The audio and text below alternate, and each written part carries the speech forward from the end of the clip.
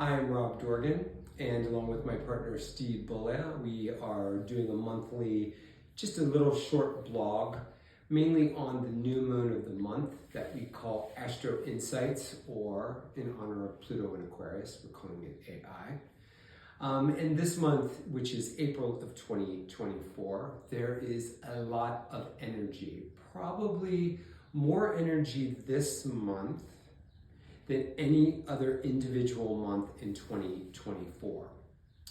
So we started off the month on April 1st with Mercury going retrograde, which it is in Aries, and it stays there until the 25th of the month. So it's in that sign of Aries, and you know, the best thing to do with a Mercury retrograde are things that have the word re, like redo, review, rework, things like that, where we kind of re-go over things or declutter or organize. Those are some of the best things that we can do with that. There's more information on the Mercury retrograde on the written version of our blog, which is at our website, robinsteve.co. Please check that out.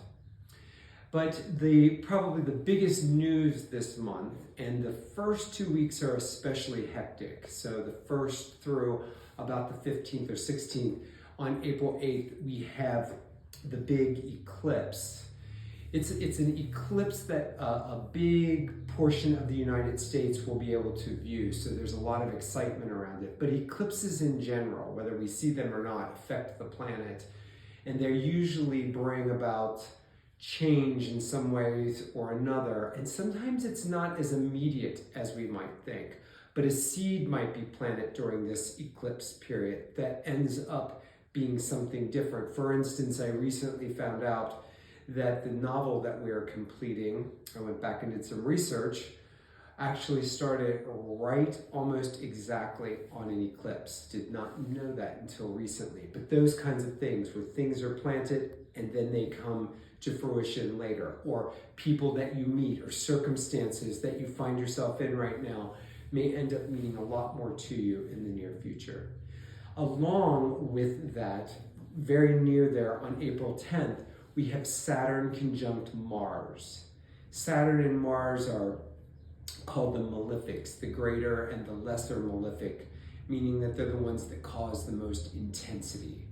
Those are kind of their traditional astrological descriptors of those two planets, but sometimes they may not mean exactly how they sound, because both Mars and Saturn are necessary. It's just when they come together, sometimes there can be some tension.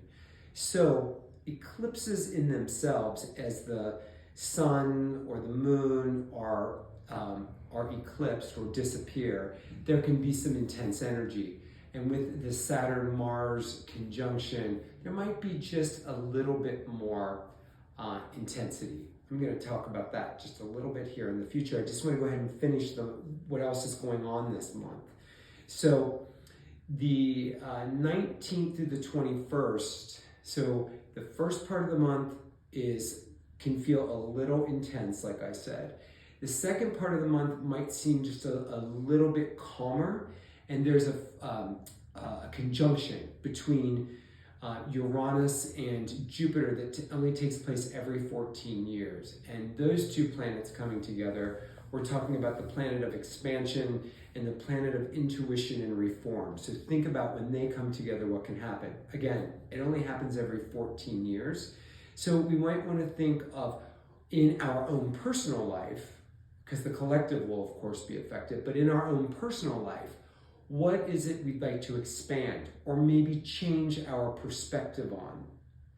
Those of you who are working on something creative, that's the 19th through the 21st would be a good time to kind of sit and see what kind of inspiration might come through, especially if you've been stuck or you want to think about something new. So those are the best days to kind of hit that. And then at the end of the month on the 23rd, we have a non-eclipse full moon. So that's just going to be a regular full moon with the sun in Taurus and the moon in Scorpio.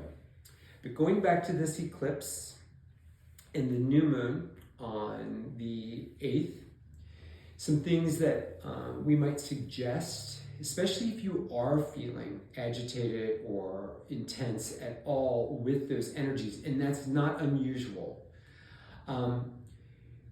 Breathe.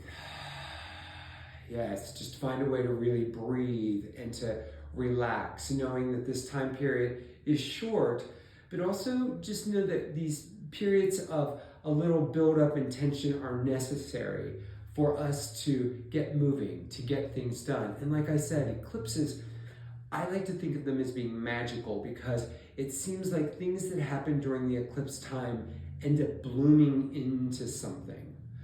Even if it's some kind of an ending, it might be an ending that was really necessary in your life. So just breathe. Also, set aside some time to relax. If at all possible, from now through even the week after the eclipse, don't fill your schedule so incredibly, which with Mercury retrograde, all your appointments and things will change anyway. But just think about giving yourself some space and time to relax, to think. Those of you who journal, or even those of you who don't usually, it might be a good time to write down some ideas for yourself, but some time to relax. So this is the quick version. The written version of the blog, also on our website, is available with a little bit more detail. And we'd like to invite you to visit our website to read that at robinsteve.co.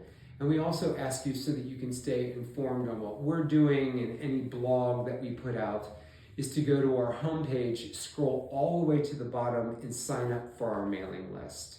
Two-step process. You'll sign up, you'll get an email to verify that, and then you're all set. We would appreciate that very much. And so, during this busy April time and all these energies coming at us, just learn, or just breathe, relax into yourself, and know that you are part of the great mystery of life, which is such a cool thing when we think about it. When we're not so caught up in being in control all the time and we let ourselves surrender into the experience of just being, it can be so much fun. And mystery behind it, we get to find new things. It keeps life exciting. So thank you for joining us, and we hope to see you again soon. Namaste, my friends.